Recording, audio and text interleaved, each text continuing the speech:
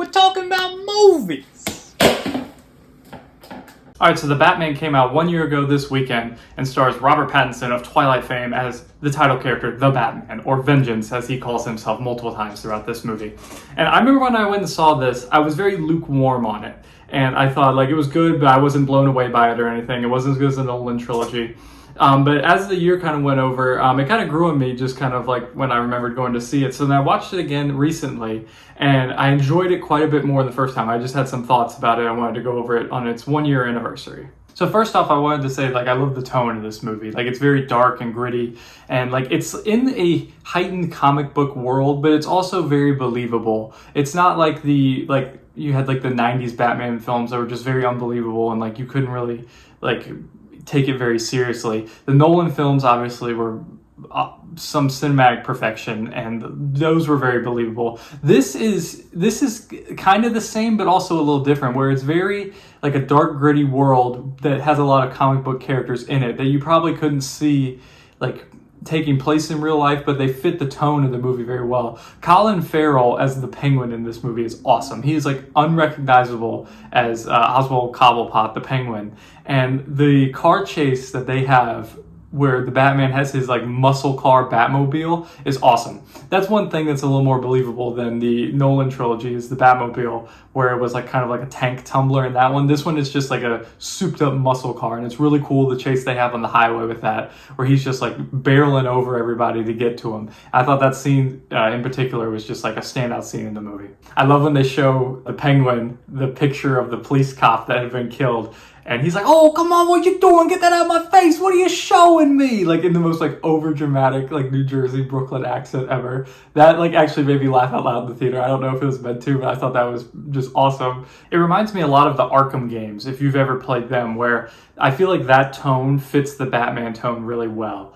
And like I said, both the 90s movies where they were just very like campy and a lot of schlock. This one, I feel like fits that comic book tone really well outside of kind of like a real world setting, whereas the Nolan trilogy is set in the real world, and like I still think the Nolan trilogy is better than this, but the real world aspect of it also being mixed with the comic book aspect. Like if you've played the Arkham games, you'll know what I'm saying, because they have the comic book characters in there that let you kind of like do stuff with that you couldn't do in the Nolan trilogy that would feel kind of out of place in a real world setting. The music and the sound in this movie is also very good. Like at the beginning when you have the Batman walking up on them and you just hear his like steel boots just like hitting on the ground. There's just like the sound of it coming down the hallway is really cool. I like the use of Something in the Way by Nirvana in this movie too. I feel like it fits the tone of the movie very well, just him like riding the bike down the road to it. And I think it's very interesting too that they set up like, since he has become the Batman, crime has actually gone up. So like he's helping, but is he really? And it's kind of an interesting turn at the end how it turns into like he helps by being like hope and fighting things that they can't, even though the crime is still there. He needs to be more of a light for the people as opposed to vengeance, as he calls himself 80 times in this movie.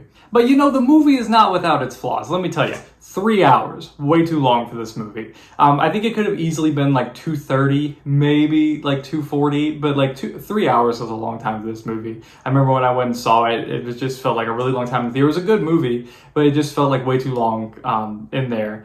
But when I watched it at home, I split it up into different segments, and I enjoyed it a lot more because it's like watching like different kind of episodic portions of the movie, and I thought that worked really well for it.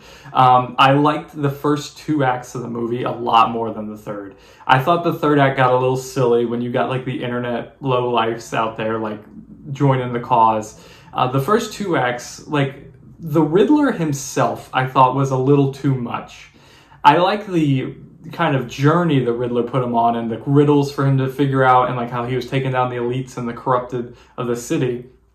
But I thought that the Riddler himself was a little too dark and took away from the fun of what the Riddler character is kind of supposed to be. Where you had Jim Carrey's Riddler was way too silly.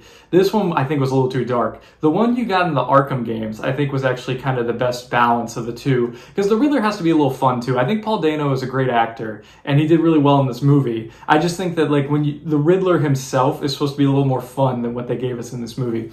His plan also, I understand he's taken down the elites and the corrupted in the city, but then his ultimate plan was was to flood the city, which really affects the poor people the most because you're flooding all the homeless people and the people that can't afford to get out of the flooded area.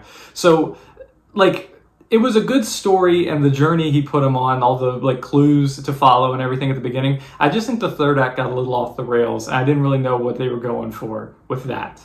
So as they get into the sequel for it, I'm hoping that they kind of go in a direction of like Mr. Freeze or someone that would be a little unique. We've gotten the Joker a lot of times, and I know that they introduced the Joker in the like one of the end scenes of this one. I'm hoping they hold off on him at least for a movie. To be honest, nobody's gonna touch Heath Ledger's portrayal as the Joker, so like it's gonna be like I think it'd be more fun to go into some other characters, kind of like Mr. Freeze had his awful outing in Batman and Robin. It'd be fun to kind of redeem him and give him a good story arc. I don't know a ton of the other characters they could do that I think would fit in this world really well. I just think that I hope they go with someone a little more unique. You know, we've done the Joker, we've done Bane a few times. Like, I'm wondering if they can find like a good kind of middle ground here, where it's like someone new, but it's also someone a little more unique. I think that Matt Reeves is a great director. I'm sure he'll write a great sequel to it, and I think it comes out in like 2025, which is honestly a really far time away to wait for a sequel for this. But I hope they'll stick to the same tone and that the story will not go off the rails. And as long as they keep it serious, I think they'll be good. So I would recommend you watch The Batman. I mean, it's on HBO, so I mean, it's a free watch. I think it's worth your time. Like I said, you could split it up into like different sections if you wanted to, or just, I like watching movies all at one time. Sometimes it's not time permitting. But I would recommend you watching it. I think it's really well shot. It's a really good story. It has like artistic vision, which is something a lot of these junk movies that come out today don't. So I would recommend you watch it if you have time, and I think it's worth a watch. So that's my look back on The Batman 2022, 1 year later. What did you think of The Batman if you saw it? Did you think it was a good movie? Did you think it was too long? It definitely was. Let me know in the comment section below what you think. And again, just thanks for watching the video, guys. I hope you would like and subscribe to the channel. Help us grow, and I'll be back soon with another review. Have a great week.